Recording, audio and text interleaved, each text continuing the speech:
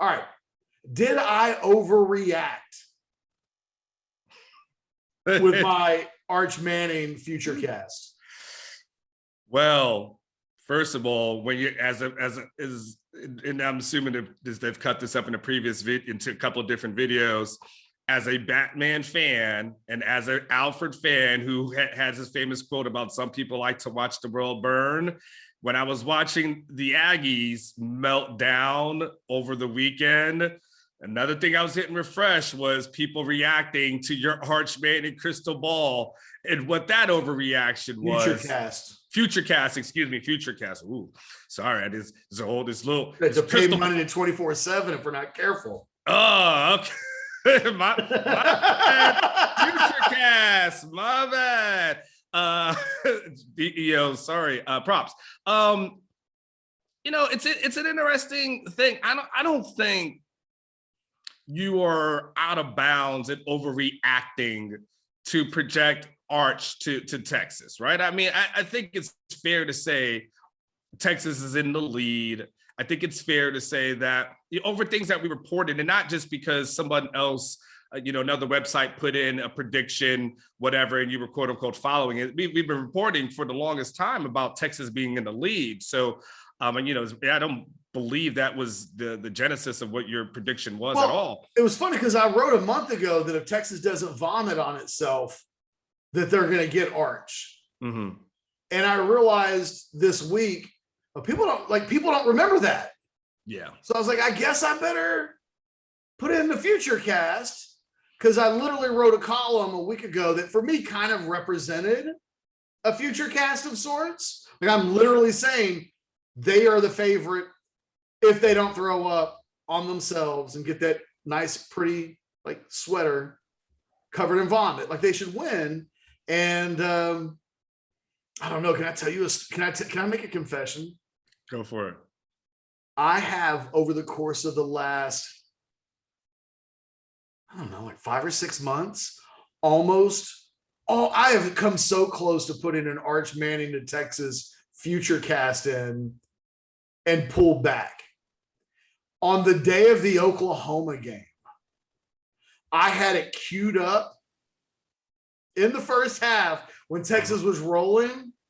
And I thought, man, people would lose their minds if in the middle of this Texas-Oklahoma game, I FutureCast an Arch to Texas. So I hit the button. And it didn't save.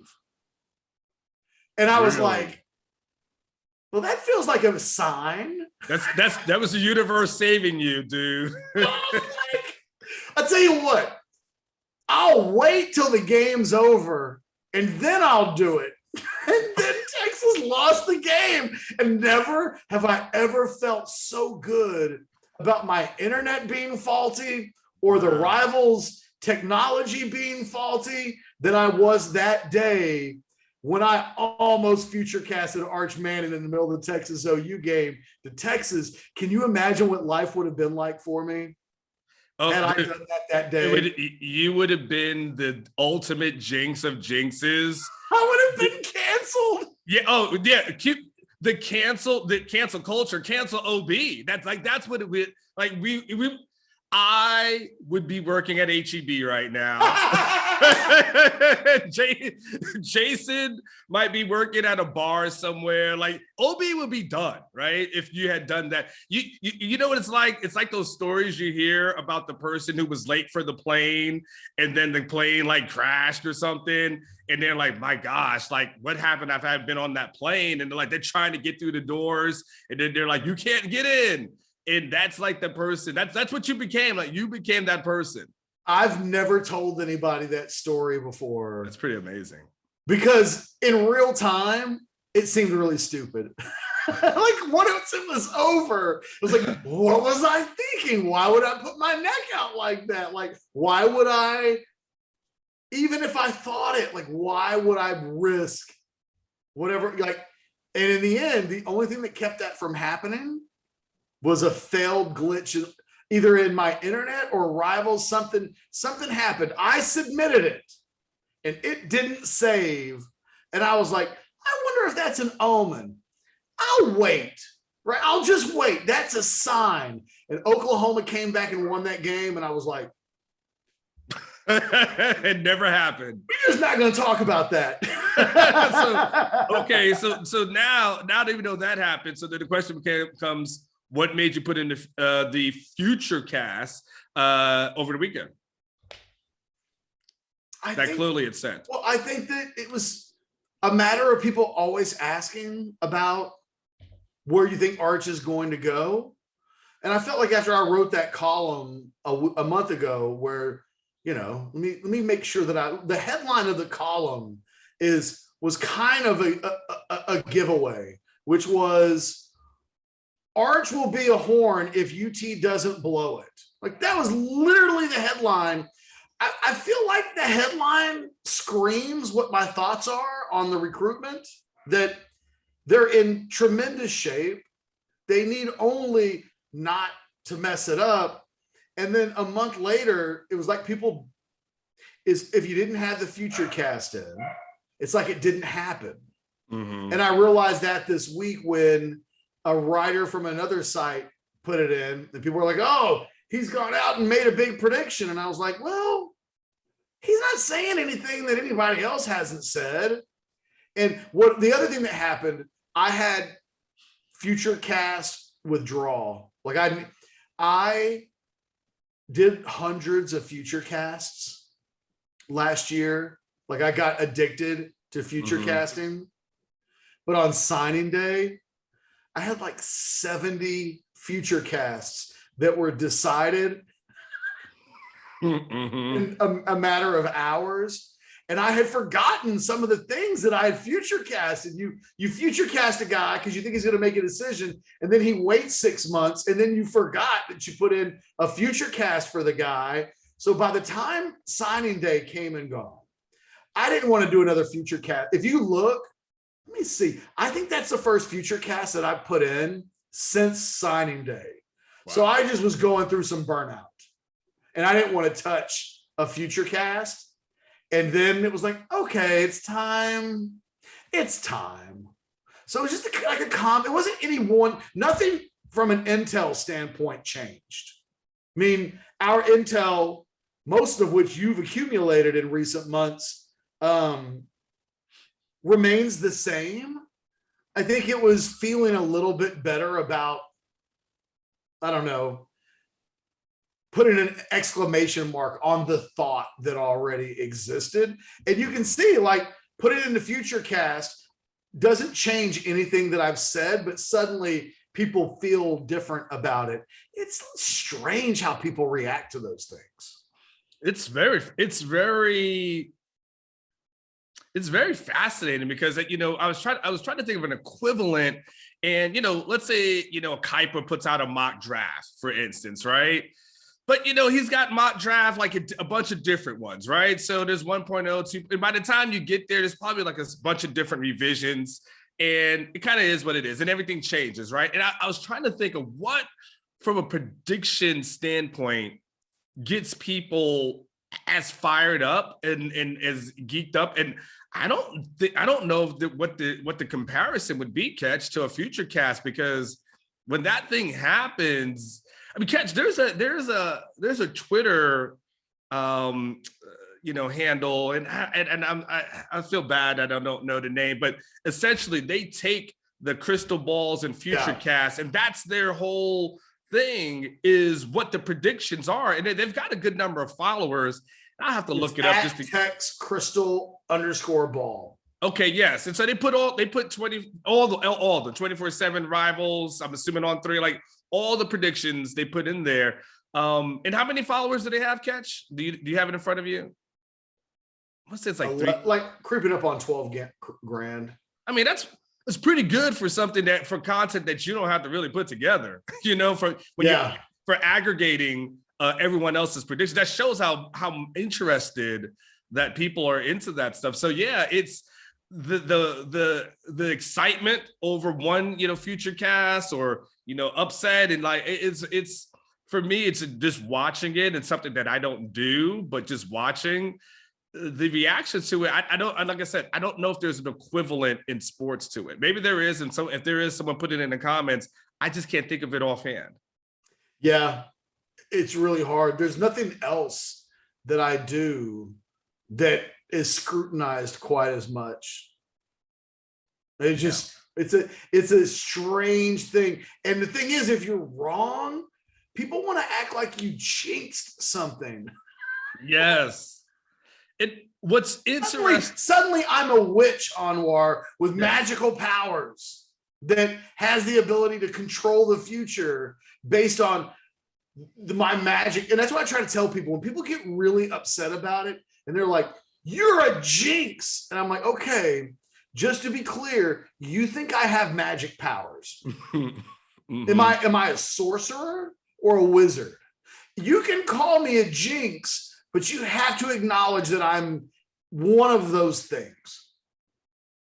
Well, the thing is, so Ketch, it's interesting that, because you're 100% right. It's interesting that, when I did the NFL for years, one of the things that I hated the most was when my editors would ask me to do a mock draft. And I was just like, I don't want to do this. Like, I don't want to guess what's going to happen, because, as you know, in most drafts, and I do this on Slack, and I'll put this on our message board, this and that. But I like pick number 5 when there's a trade. The draft is blown up. Everything changes. Everything. It's a wrap. It's just done. It's done. I don't even. So when people get upset, and then when sometimes people get upset at the people who put together the mock drafts, they're like, "Oh, Mel Kiper doesn't know what he's saying," and this didn't happen. I'm like, hell, most teams don't know what the hell is going to happen. And I think when people put in these predictions, they're doing it on the knowledge that they have at the time. But what people don't understand is that certain things change, situations change. I mean, if everyone knew, then what would happen with, like, let's say, a FutureCast, then Alabama would stop recruiting him, right? I mean, if Georgia would stop recruiting him, like, everyone would say, "But man, it's a FutureCasting.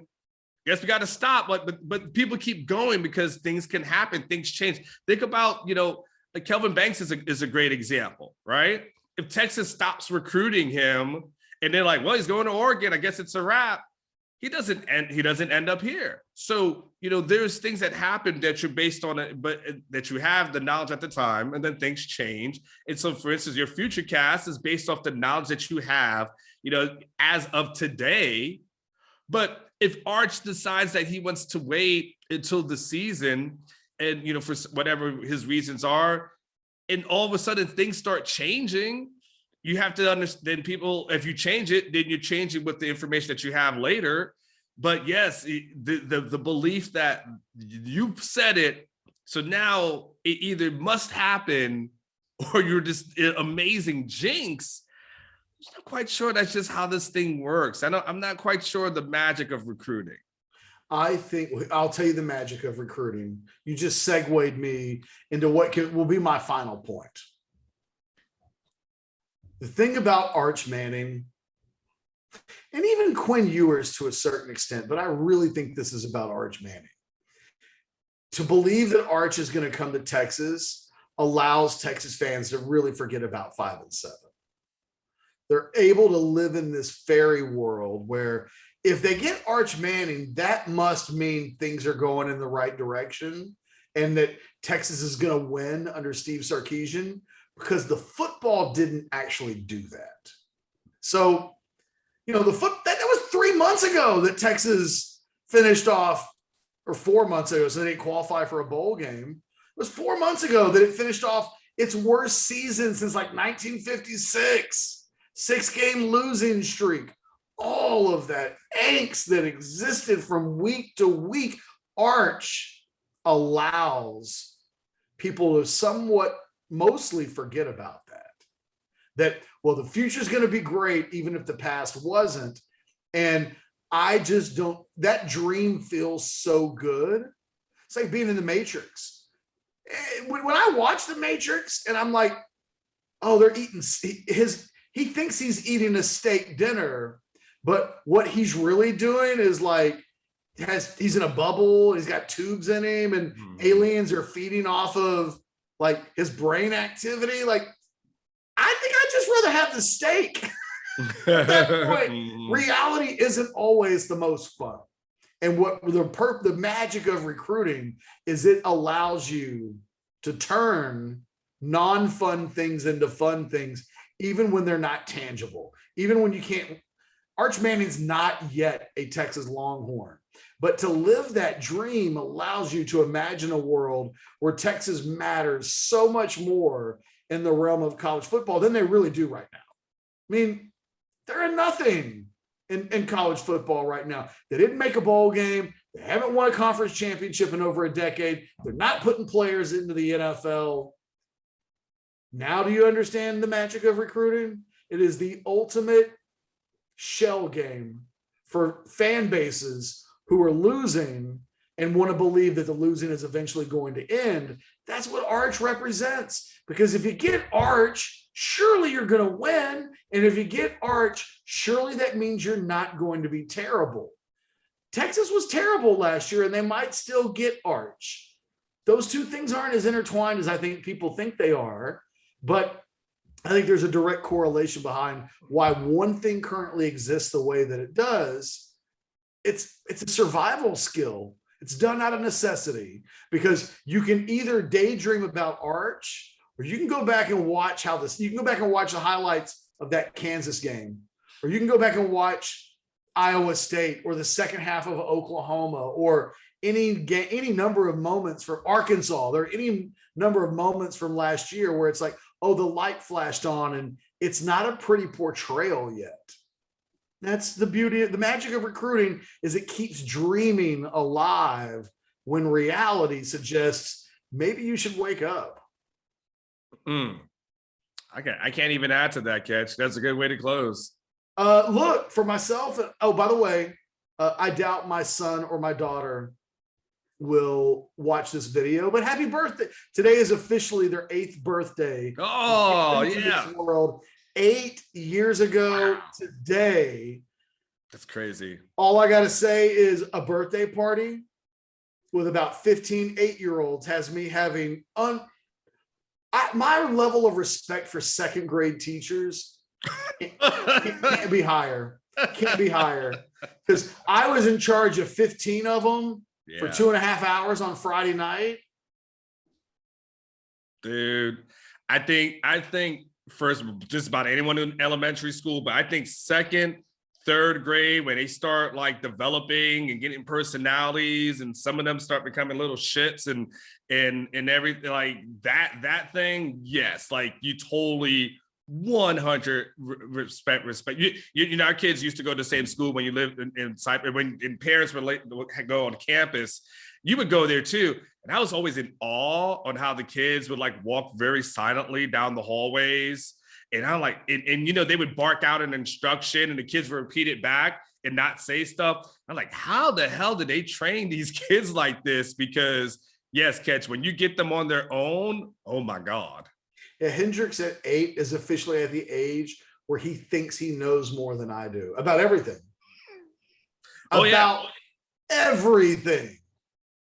Yes. So happy birthday, Hendrix. Well, happy birthday. Sure. It's Ketch, we are getting to the stage and age, you know, where, you know, you and I have kids around the same age. Of course, obviously the naked baby, you know, in his underwear is a little bit younger, but you know, my kid's in third, yours is in second. And so, you know, we've been able to see them kind of grow up. And, you know, I think back to, you know, I remember the pre-K.